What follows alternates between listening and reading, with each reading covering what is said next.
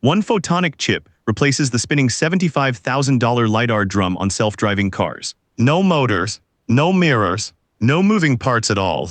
So how does a flat sliver of silicon aim a laser across a whole street? The obvious fix is to shrink the drum. That's the wrong instinct. The spinning drum costs around $75,000, and it fails for a simpler reason: it spins. Precision bearings and mirrors wear out, and roof vibration shakes them apart over years. Bolt-on bulk too. To reach mass-market cars, the sensor has to be cheap, tiny, and unbreakable. Here's the real reason that changes everything. Start with what any LiDAR does. It fires a short laser pulse, then waits for the flash to bounce off something and come back. Time that round trip and you know the distance. Simple idea. Brutal timing. Light is fast. It covers about 30 centimeters, one long stride, every nanosecond. A nanosecond is a billionth of a second. So to place a car 10 meters away instead of 11, the clock has to be sharp to a few trillionths of a second. That's picosecond timing. Now the hard parts. One measurement gives you one dot in space. A single dot can't tell a truck from a trash can. To see the road, the sensor needs the whole scene. A dense cloud of dots wrapping every car, curb, and pedestrian. That means firing and timing this beam thousands of times a second, sweeping it across the full view, and stitching the returns into a live 3D map. This map is called a point cloud. So the real engineering problem was never the laser. It was aiming. How do you point one beam at thousands of directions fast over and over? For decades, there was only one answer. But that answer is exactly what costs $75,000. Here's the old answer.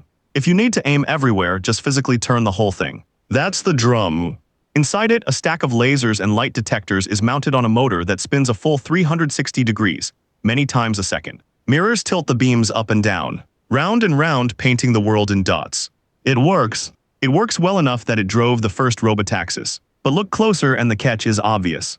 Every part that makes it precise is also fragile. The bearings must be machined to a hair's width. The mirrors must stay aligned while whipping around at speed.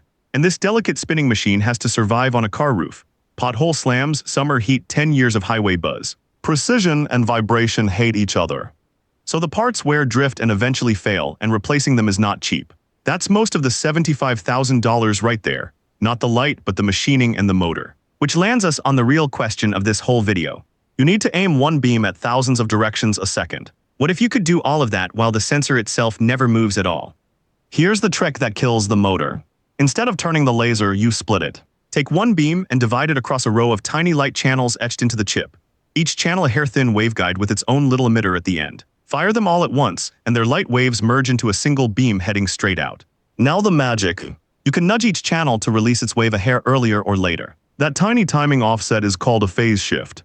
When you stagger the timing across the row just so, the waves stop pointing straight. They reinforce each other off to one side and the combined beam swings that way, steered purely by timing.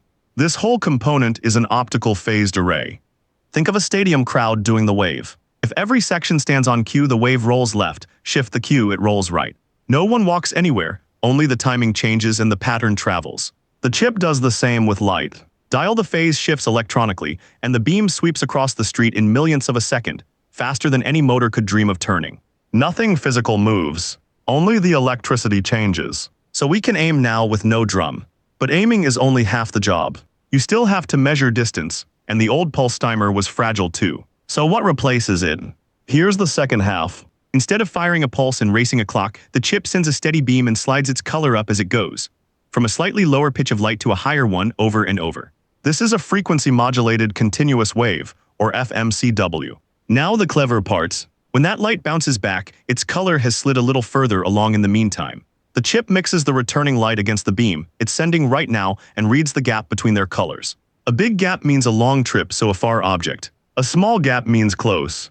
Distance falls straight out of the color difference. No picosecond stopwatch to shake loose. And there's a bonus that pulses can't match. If the target is moving, its motion stretches or squeezes the returning color. The Doppler effect, the same reason a siren drops in pitch as it passes. So in one reading, the chip gets distance and speed together. It doesn't just see a pedestrian, it sees they're stepping into the road at 2 miles an hour. One more gift. Because the chip only listens for its own exact sliding color, sunlight and other cars' lidars don't blind it. A pulse sensor can be washed out by glare. This one shrugs it off. So now we can aim without a motor and range without a stopwatch. Time to put both on one chip. Now watch it click together.